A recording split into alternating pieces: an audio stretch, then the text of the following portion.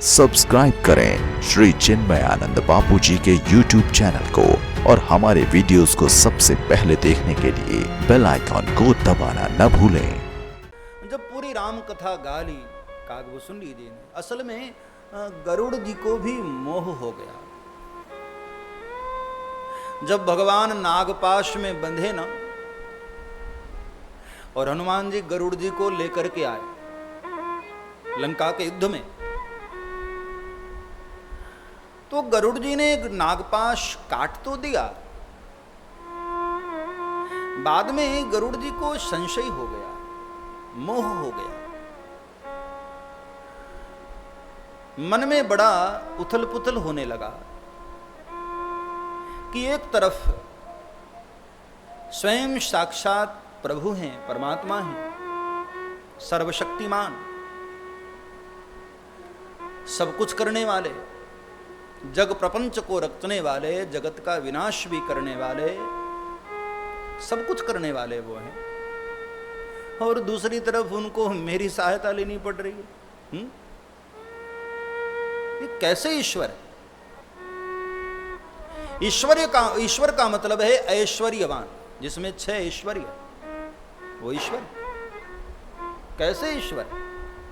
गरुड़ जी को मोह हो गया, संशय हो गया, भ्रम हो गया। जो दिन रात ब्रह्म के साथ रहते हैं उनको भ्रम हो गया। दिन रात ब्रह्म के साथ रहने वाले उनको भ्रम हो गया। प्रभु की माया ने आज गरुड़ देव को भी ग्रस लिया, पकड़ लिया। गरुड़ जी बहुत जगह घूमे, भटकते रहे कि कहीं मेरे संशय का नाश हो जाए।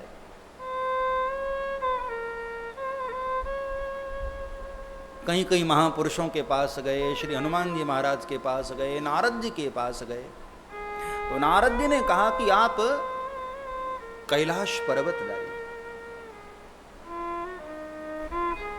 वहां भगवान भोलेनाथ आपके इस भ्रम को दूर कर सकते हैं। तो पक्षीराज गरुड़ देव, जो पक्षियों के राजा हैं, भगवान नारायण के वाहन हैं।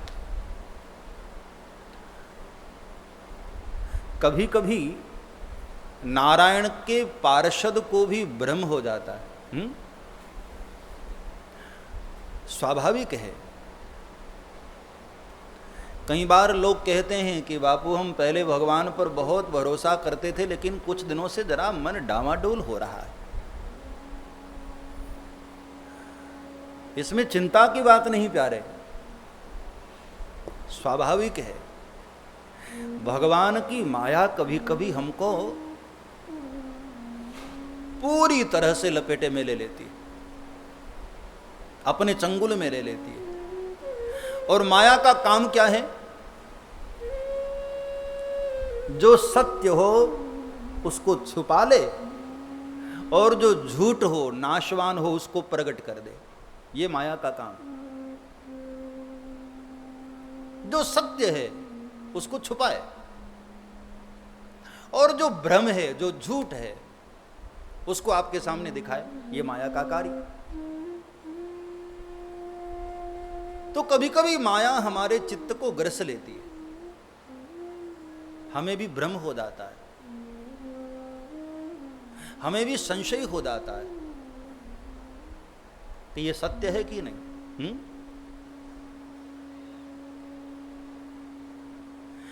चारवाकों का जो मत चला हमारे देश में, नास्तिकतावाद, ये उसी माया का परिणाम है। नास्तिकों का कहना है कि ईश्वर है ही नहीं, कोई भगवान भगवान नहीं होता है, अपना शरीर बस यही सब कुछ। इसलिए यावत जीवेद सुखम जीवेद ऋणम कृत्वा लेकिन घृतम पीवेद। खूब खाओ पियो, उधार लेकर के भी घी खाना पड़े तो खाओ। क्यों? बोले भाई उधार लिया है तो लौटाना नहीं पड़ेगा। अरे बोले मर जाओगे तो अगला तो जन्म होना ही नहीं है, काहे का लौटाना। इसलिए शरीर को खूब पोषित करो, शरीर को खूब ध्यान रखो, संभालो। ये चारवाकों का मत है, नास्तिकों का मत। कोई भगवान नहीं, कोई ईश्वर नहीं। असल में ये दो लोग ब्रह्मा जी के पास गए, देवराज इंद्र और विरोचन। असुरों के कुल में एक विरोचन नाम के बड़े श्रेष्ठ राजा हुए, विरोचन। प्रहलाद के पोते थे वो, प्रहलाद के बेटे विरोचन। ये दोनों ब्रह्मा जी के पास गए कि महाराज सत्य क्या है वो हमको जानना है, सत्य का ज्ञान चाहिए मुझे। तो ब्रह्मा जी ने परीक्षा की भावना से कह दिया, अरे बोले जो सत्य जो दिखाई दे रहा वही तो सत्य है, और कौन सा सत्य जानना है? बोले तुम्हारा शरीर यही भगवान है, यही सत्य है, इसलिए खाओ पियो मौज करो। विरोचन बड़े खुश हुए, आए और आकर के असुरों को उपदेश देने लगे कि सुनो, मैं ब्रह्मा जी से पूछ कर आया, कोई सत्यवत नहीं होता, कोई भगवान नहीं होता, न दूसरा जन्म है, न कोई संसार दूसरा है, बस यही संसार है, यही अपना जीवन है और यही सत्य है। ये शरीर ही हमारी आत्मा है, इसलिए शरीर का पोषण करो, खूब शरीर का ध्यान रखो, खूब सुख दो, जितना हो सके देह की पूजा करो, देह को संभालो, देह को सजाओ।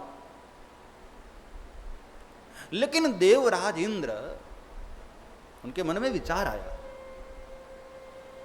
कि ब्रह्मा जी ने, पितामह ने ऐसा कहा कि शरीर ही सत्य है, तो शरीर यदि सत्य है तो फिर ये नष्ट क्यों हो जाता है? देवराज इंद्र पुनः गए ब्रह्मा जी के पास। तो ब्रह्मा जी ने कहा कि बता तो दिया था मैंने। बोले नहीं नहीं पितामह, मैंने बहुत विचार किया, सत्य का कभी नाश नहीं होता है, त्रिकाल सत्य होता है, और ये शरीर तो मरण धर्मा है, नाशवान है, कभी न कभी नष्ट होगा। आप मुझसे कुछ छुपा रहे हैं पितामह। ब्रह्मा जी मुस्कुराए, बोले आओ कुछ समय तक सेवा करो, ज्ञान ऐसे नहीं मिलता है। तो कहते हैं देवराज इंद्र बहुत काल तक सेवा करते रहे, कई वर्ष बीत गए, हजारों वर्ष। फिर ब्रह्मा जी ने कहा कि नहीं, शरीर के अंदर जो मनोमय कोश है, ये अन्नमय कोश, शरीर को अन्नमय कोश कहते हैं, अन्न न मिले तो ये शरीर जर्जर होकर के एक दिन नष्ट हो जाता है। इसके अंदर मनोमय कोश है, फिर प्राणमय कोश, मनोमय कोश, विज्ञानमय कोश और अंत में आनंदमय कोश। तो क्रमशः ब्रह्मा जी 30-30 वर्ष की सेवा के बाद देवराज इंद्र कई बार गए पितामह के पास। बहुत विचार करने पर उनको लगा कि नहीं, मनोमय कोश भी तो तिरोहित हो जाता है। भाई आदमी जब सो जाता है वहां मन भी तो नहीं रहता। जब तक आप कच्ची नींद में, जब तक आप सपने देखते हैं, ध्यान देना, तब तक मन रहता है। इंद्रियां सो जाती हैं लेकिन मन जागृत रहता है, मन जगा रहता है। ये मन ही आपको सपने दिखाता है। जंगल देख लिया, शेर देख लिया, हाथी देख लिया, कहीं तालाब देख, ये सब मन खुद बन जाता है।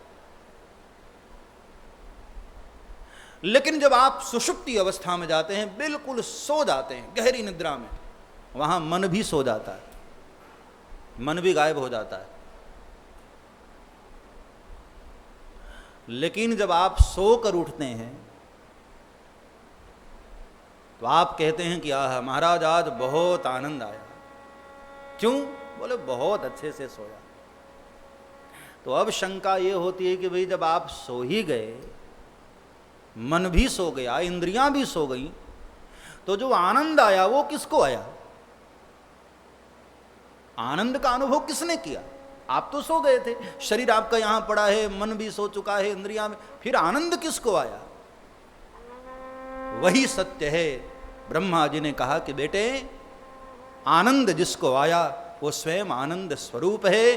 तुम्हारी जो आत्मा है वही आनंद स्वरूप है। ये सत्य की घोषणा ब्रह्मा जी ने देवराज इंद्र को की। तो ये दो मत शुरू हुए। चारवाकों का मत, ईश्वर है ही नहीं। निरीश्वरवादी जो है वो कहते कि नहीं, कोई संसार नहीं, कोई दुनिया नहीं, ब्रह्म हो गया। ब्रह्मा जी ने तो मजाक किया था, हाँ? और आज भी संसार में उनके मत का समर्थन करने वाले करोड़ों हैं, बहुत फॉलोवर्स है। मैं पहली बार जब पंजाब में कथा करने गया, बहुत साल पहले, अबोहर में, वहां से शुरुआत हुई, तो एक सरदार जी मिलने आए, बड़े गुस्से में। कहा, महाराज एक बात बताओ, शराब पीना बुरी बात है? कहाँ लिखा है? तो मुझे लगा कि भाई इस समय इनको मना करना ठीक नहीं है, क्योंकि पीकर ही आए थे वो, और मना करूं तो ठीक नहीं। मैंने कहा नहीं नहीं, कौन कहता है बुरी बात है, पियो, कम पीना, लेकिन थोड़े होश में पीना। और मैंने कहा सुबह आना, फिर आपको मैं प्रमाणित करूं। फिर दूसरे दिन जब उतर गया तो फिर आए भी नहीं वो मिलने के लिए। तो ऐसे लोग बड़े खुश होते हैं, उनको कह दो कि नहीं, शरीर ही सब कुछ है, कोई ईश्वर नहीं है, बड़े खुश होते हैं। सब्सक्राइब करें श्री चिन्मयानंद बापू जी के YouTube चैनल को और हमारे वीडियोस को सबसे पहले देखने के लिए बेल आइकॉन को दबाना न भूलें।